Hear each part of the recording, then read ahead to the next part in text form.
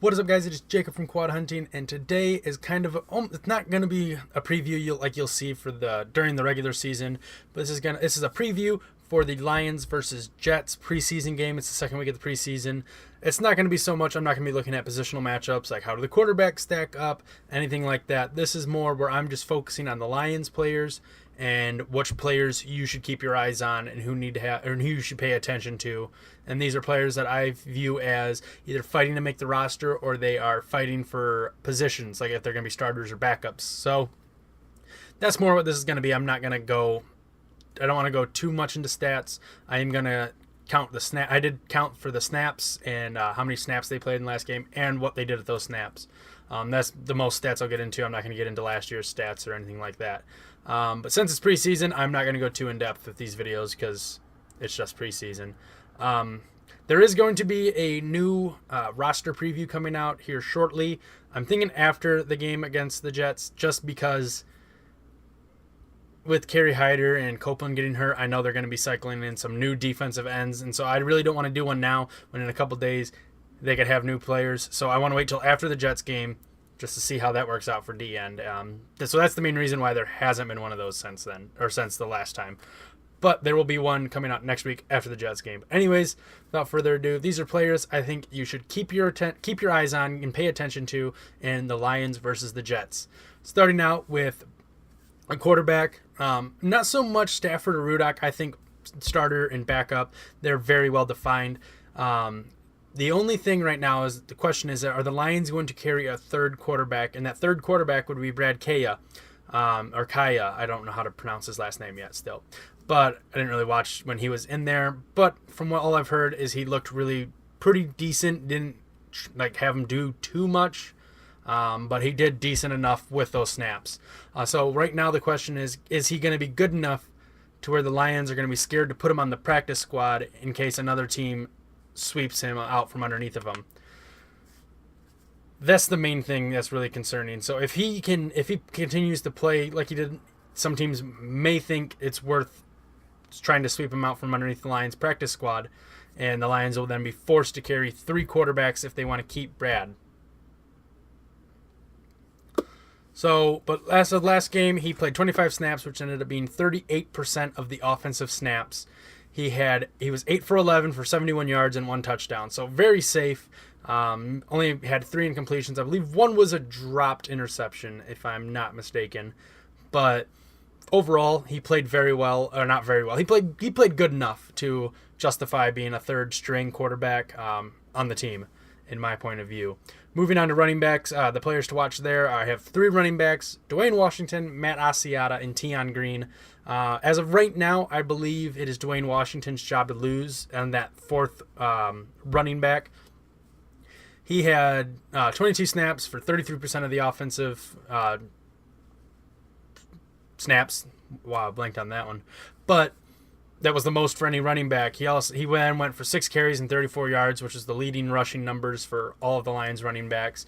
Coming in behind him was Matt Asiata. He had 13 snaps for 20%, 5 carries and 6 yards. Not very compelling numbers if you're fighting for a roster spot like I believe he is. And Tion Green came in with 11 snaps, ended up being 17% of the snaps, 5 carries and 4 yards. Again, not even. So right now, like I said, I think it's Dwayne Washington's job to lose in that 4th running back position, because he also then does the returns. He's right now right now is the number 1 return guy. It looks like he was the one they trotted out there very early in the game. Moving on to wide receiver, I again have 3 to keep your eyes on. These are the 3 I believe are fighting to become the number 5 receiver. If the Lions decide to keep 5, they may only decide to keep 4 like they did last year with Tate, Jones, Bolden, and who was the 4th? Roberts. So this is who I believe right now is fighting for that 5th spot if the Lions keep a 5th, and that is Jared Aberdeus for 29 snaps, which was 44%.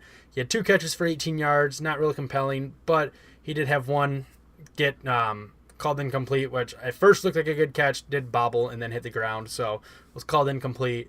Jace Billingsley, 26 snaps for 39% of them for a total offensive snaps, 2 catches for 30 yards last game. He right now, I believe, those 2 are the front runners for the number 5. They're fighting with each other. But right now, the sleeper, the dark horse, is Dontez Ford. if you saw the game, you saw I've only watched the highlight of this. He made a catch, made some guys just shrug some tackles off. I know it's against third and fourth string guys, but still, it's pretty impressive that just bounce off tackles like that, and ended up making a diving leap. He dove into the end zone, just got the ball across the line. Great field awareness. 22 snaps, 33%, 2 catches, 22 yards, and that touchdown I just talking about. I believe if he continues to do that, continues to show that, he will work his way up the depth chart, and you'll see him more playing with a Stafford or a Rudock versus Kaya. I believe more shows like that, more showings like that. I mean, he will be up there in viable contention for that number 5. Tight ends, I have 3. Michael Roberts, the rookie tight end we drafted this year, did not have a great showing. He led the Lions in it was number 2 with catches and yards, with 4 catches, 34 yards, only behind Kenny Galladay. The only reason Galladay's not on this because I know he's won that spot. I mean, you can pay attention to him if you want to see if he continues what he had, but I believe he will. So I don't really have him on there. I'm pretty sure he's going to be that number 3 wide receiver. Michael Roberts, though, he had 2 instances. One where he put the ball on the ground, and it was... I've been hearing a lot of things that was incorrectly overturned, or it should have been a fumble, but they ruled his forward progress had stopped before the fumble happened. It looked more like a fumble to me than anything else. And then he had another time where he put it down on the ground and it went out of bounds.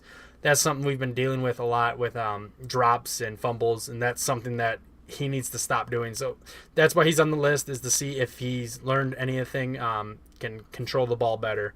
I have also Colwick. He only played 8 snaps, no catches, but right now it looks like if the Lions keep 4 tight ends, he is number 4. It's just in my opinion. And then Tim Wright did not play at all last week. He was just signed to the team a couple days before the game. He is someone I would keep an eye on because he would be in contention for that number 4 tight end spot.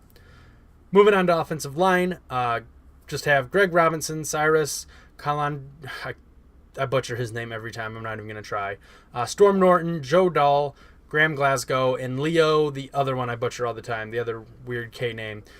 I don't even want to try because it always sounds weird when I do it. But Greg Robinson came in, had 38 snaps, looked good, and I believe it was out of the 25 passing snaps, Pro Football Focus only measured one time where he had where a pressure was given up. So that's always good. He played the majority of the first. I think he played all the first half. He played 58% of the whole offensive game. So Lions want to get a deep look at him. Cyrus did not play in this game, so hopefully if he plays in this game, you'll be able to see if he's going to be a viable option to compete with Greg Robinson. Storm Norton got a huge amount of snaps here, 48 snaps for 73% of the whole offensive snaps. Very obvious the Lions are trying to see what they got with him. Then with Joe Dahl and Graham Glasgow, they both played pretty poor. Joe Dahl played bad, Glasgow played worse. Joe played for 34 snaps, which is 52%. Glasgow played 39 snaps for 59%. Both those guys, you want to see them bounce back and see that this was maybe just a one-off where they getting the field rust off. So getting the rust off, and I keep Leo on there because I think right now he is the backup center. Because I don't think the Lions want Glasgow to be the backup or be the starting guard and then also be the backup center just in case Swanson goes down again. I figured it'd be just, instead of shifting people along the line, keeping people in natural positions is what I think is better. But that's pretty much all my offensive players to watch. So Kaya, Washington, Asiata, Green, Aberdeus, Billingsley, Ford, Wick, Roberts, Wright, Robinson, Cyrus, Norton, Dull, Glasgow, and Leo. Those are my offensive players to watch. Now defense, there's a lot more defensive players to watch, in my opinion. Now with Kerry Hyder and Brandon Copeland going down, that severely hurts our depth at D-end, especially when behind them is only undrafted free agents for the most part. So guys I think you should pay attention to are Alex Barnett, Anthony Zettel, Pat O'Connor, and Jeremiah Valaga. Barnett played 40 snaps for 56% of them, and had 4 tackles and 1 sack. Already showing I saw him back in there a couple times. His 1 sack was just a play where he never gave up, kept fighting. He got knocked down, but he got up, was able to work his way around and get to the quarterback as the quarterback was moving around in the pocket. So great showing there, keeping his motor running. He looked good, and all over the place. Looked like he was playing some good run defense. So someone to watch there. He right now has a very legitimate chance at making the team with the injuries. Anthony Zettel's on this list to see if he can continue the pass rush he was giving. He looked pretty good. He could be a starter this year on the Lions defensive line. So you want to see him continue to develop and grow, and he looked to take that first step last week with all the pass rush he was giving. He only had one tackle, but he was making good pressure the whole time. One assisted tackle, not one tackle. Pat O'Connor right now, I believe also has a shot. Same with Jeremiah Valaga. They both, Pat had one tackle, one sack, and a forced fumble. And Valaga had 6 tackles and a sack, kind of all over the place. And that's a good showing for an undrafted free agent, just in case he doesn't make the Lions team. Could possibly make another team. For D tackles, I list every D tackle except A'Shawn Robinson. And you could put A'Shawn on this list to see if he can continue with the pass rush he was giving.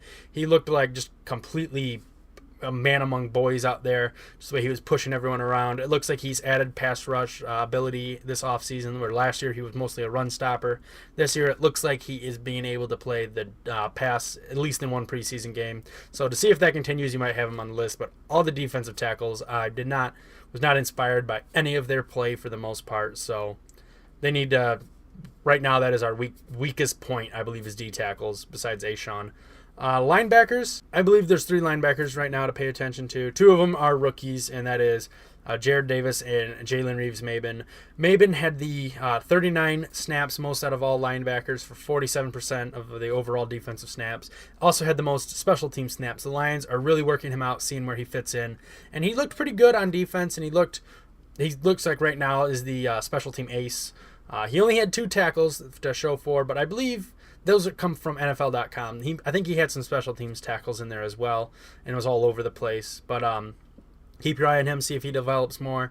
Jared Davis, he only played 14 snaps for 19%. He had 1 tackle, and from the reports I've seen, he looks pretty good in coverage. It's hard to pay attention to everyone. I was mostly focusing on the defensive line. But it sounded like he played very well overall. But keep your eyes on him. He's the rookie to see what else he can do. And then Antoine Williams also makes my list with 27 snaps for 38%. He had 2 tackles, and right now he is penciled in as the 3rd linebacker if the Lions play more of a 4-3 style. So keep your eyes on him, see if his development. Right now I think he's outpacing what many Lions fans and maybe the front office even thought he would be right now, being a starting linebacker. Moving on to the secondary, I have Jamal Agnew, DJ Hayden, Tez Tabor, Charles Washington, Alex Carter, and Miles Killebrew as all players to watch. Jamal Agnew led the corners with 39 snaps, was 54% with 2 tackles. They're really looking to get as much out of him as they can on defense right now. They know he can return, but they want to see how well his coverage is. And right now, it's all reports out of camp were good. So right now he is very much a viable option, and his returning ability just gives him an extra leg up. DJ Hayden was out there for 28 snaps, 39% of them. He made 1 tackle. Tabor was out there for 31 snaps, 43% of them, 3 tackles. Right now, I think those are the guys that you got to pay attention to. You just definitely want to see if Tabor can hold up against the NFL speed, because, it came in with the questionable 40 time.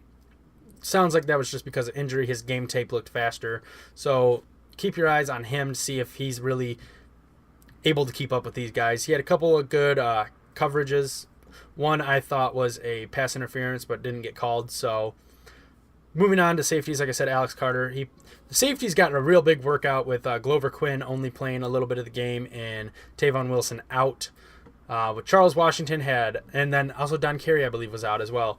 But Charles Washington had 47 snaps for 65% of them for 2 tackles. Alex Carter had 33 snaps. It looks like he's made that transition pretty well. I noticed him in coverage, and he was near the ball most of the times. Almost had 1 interception, it looked like. He had 46% of the snaps and 1 tackle. And then Miles Killebrew led all players in snaps. He had 58 snaps for 81% of the defensive snaps and 2 tackles. Lions are definitely seeing what they have in Killebrew and seeing if Wilson injury lingers, plus the allegations of abuse are there, and maybe Killebrew can step up to the starting position. So it's interesting to keep your eyes on is these players. I don't really know much about the Jets this year other than ESPN had the question up and they did the research. Are they an 0-16 team? I didn't read it. I don't think they are. You got to be really, really bad to go 0-16, as us Lions fans know. But those are the players I would keep your eyes on. Yeah, I don't really have much else to say about that. There will be a video after the game which will recap some of these players, and then we'll also look at what some other players did, if there's anyone that surprised me, how they looked and how they played, that kind of thing. And then we will do a roster report, see where I do a 53-man roster report. Yeah, that's what we'll do. But if you like the video, leave a like. If you want to leave some comments down below, do that. If you want to subscribe for more, there will be previews and reviews for every Lions regular season game. Plus, I will be asking for the fans of the team that we're playing and the Lions fans to give me questions and that I will answer for in the videos. So keep your eyes open for that. That'll be coming once the regular season hits. But right now, it's just going to be these roster reports / players to watch. I don't really feel like there's much to do in reviewing a preseason game other than like what I kind of did here. And I'm not really going to preview much. So these are the guys to keep your eyes out for. I kind of rambled. But anyways, if you like the video, like, subscribe, comments, all that fun junk. And I will see you guys all next time.